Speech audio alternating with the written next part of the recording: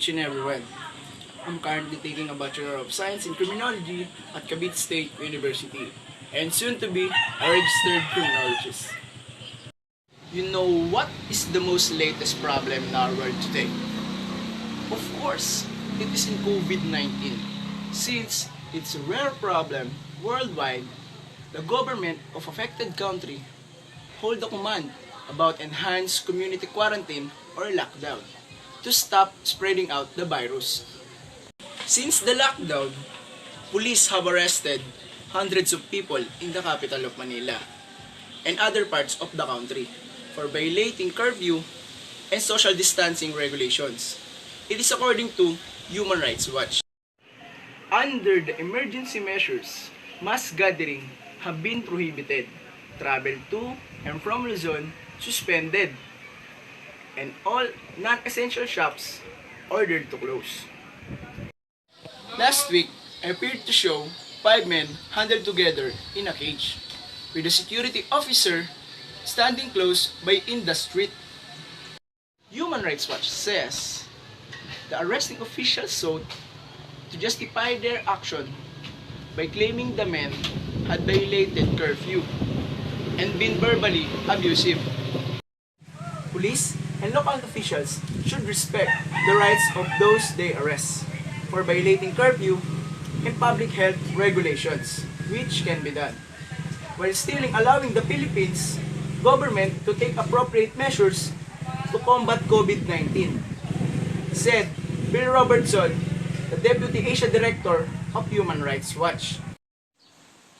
What is human rights-based policing?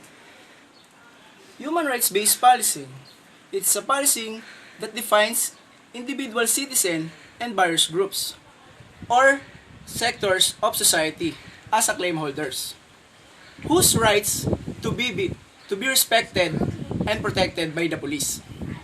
And the police as the duty holders that have obligations to protect, to respect, and fulfill human rights.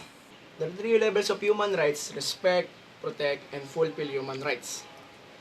To respect and protect, everyone have deserved to be respected. But in issue nowadays, in COVID-19, or also known as coronavirus, we must follow the government policy to ensure our safetyness. And they're protected us because of their duties. We as one, together to fight against the virus, and they maintain our safety. To fulfill establishing institution and implementing system, the PNP promise to do their duty in a safety way. To prevent, to avoid the virus, these 3 levels makes the shield against the virus. Characteristic of human rights: strictly observance of police policies and procedure. For example, an arresting officer informs an arrested person about his or her Miranda rights. That police officer follows procedure in making arrests, whether it can be with or without a warrant. When the arrested person was not informed by his or Miranda rights, it could be used as a defense and means charge the arresting officer for violating or not following the procedure.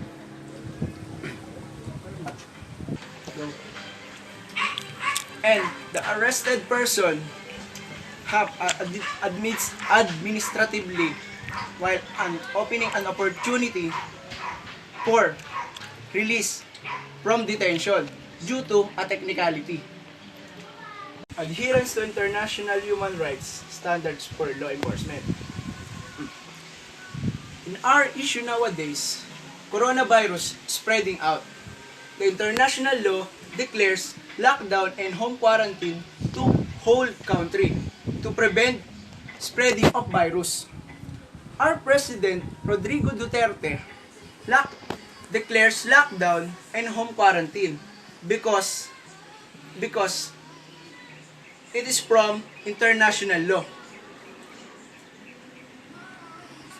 Because of this, the people should be safe and aware in their home. And every situation that all about international, we will be informed rapidly because of them. Third one, professional competence and courteous service. The policy of our barangay, city, government has been organized because we treating each other as a whole one team to fight against the virus. And they followed rules and regulations like all drivers of jeepney, tricycle, bus, and other vehicles has stopped their trip because we followed social distancing regulations. And all police, soldiers, and other security sectors must do their duty. But if we don't follow the regulations, we will be punished. Like in curfew, the regulation in curfew, many people detained because they not follow rules and regulations. The equivalent of this is punishment. The fourth one, respect for rule of law and civilian supremacy. In this topic, we give respect. If we didn't give respect to rules and regulations, we will be take punished regards the law we gave to us. Respect the frontliners because they make medicine to make cure in this virus and other groups that protected us in the virus. The police, soldiers, and other security sectors. Pro-democracy and pro-citizen. The greater participation of community by maintaining peace and order. PNP organization must always remain responsive and relevant to the community.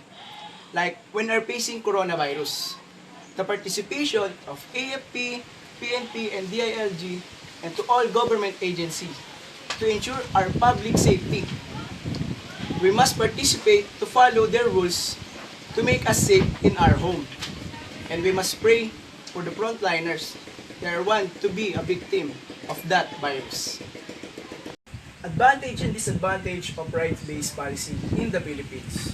Therefore, I conclude that the advantage of Philippines is their hub a solid law enforcement when it comes to professionalizing security forces and strengthening civilian control and oversight security to ensure our public safety and to decrease our crime rate.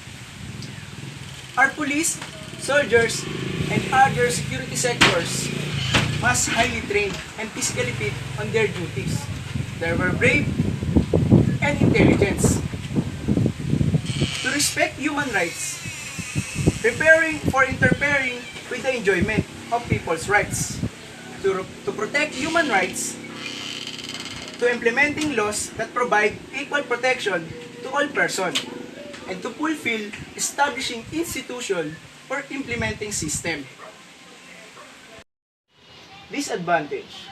The compliance must not only be based on fear brought about by the threat or actual use of force by police officer or people who enforce they may be the police harassment or the police brutality. Some criminals abuse their rights to comply there. Criminals are the most pampered and criminals have more rights than the victim. It is true because we want to be free and say no to slavery and do forced work from them. No one South African citizen can ever be taken away from them. The government cannot take your house away from you if you own it. The government have the rights to taking our house away. But if you have a papers and to proven that it is yours, they never been taken away from you. Disadvantage.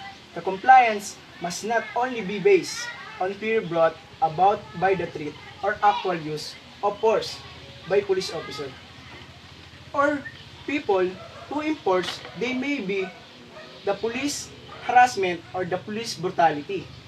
Some criminals abuse their rights to comply there. Criminals are the most pampered and criminals have more rights than the victim.